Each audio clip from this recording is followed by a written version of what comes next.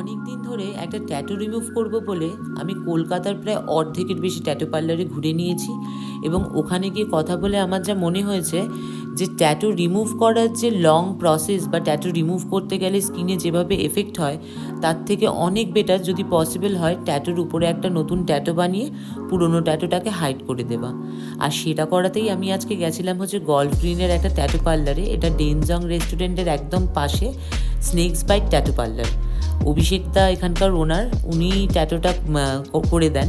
আর অভিষেকদার রেফারেন্সটা আমি পেয়েছিলাম হচ্ছে আমার উডবি হাজব্যান্ডের এক ফ্রেন্ড আছে প্রীতম দা, উনি হচ্ছে ট্যাটু লাভার। গত 5 বছর ধরে অভিষেকদার কাছ থেকে ট্যাটু করাচ্ছে, প্রচুর ট্যাটু করিয়েছে। ওনার কাছ থেকে রেফারেন্স পেয়ে আজকে আমি অভিষেকদার কাছে এসেছি এবং অভিষেকদার কাজ দেখে আমার সত্যিই খুব ভালো লেগেছে। উনি আমাকে বললেন যে আমি যদি হাতের এই লিস্টে বাটারফ্লাইটা করাই তাহলে আগের ট্যাটুটা এমনভাবে হাইড হয়ে যাবে যে বোঝাই যাবে না ওখানে কোনো ট্যাটু ছিল।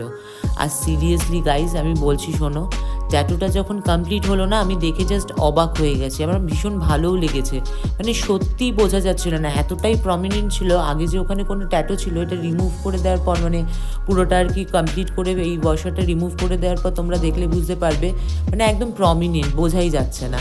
আমার ভীষণ ভালো লেগেছে। আর তারপরে এটা ওয়াশ করে একটা টিস্যু পেপার দিয়ে কাভার করে দিল। আর একটা অয়েলমেন্ট আমাকে দিয়েছিল, বলেছিল এটা 10 দিন ইউজ করার জন্য, তাহলে জায়গাটা তাড়াতাড়ি শুকিয়ে যাবে, যেটার দাম 200 টাকা পড়েছিল।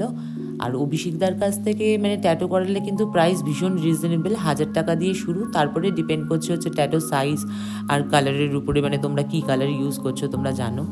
আর বাকি সমস্ত ডিটেলস আমি ডেসক্রিপশানে দিয়ে রাখছি, তোমরা কিন্তু প্লিজ দেখে নিও। Thank you.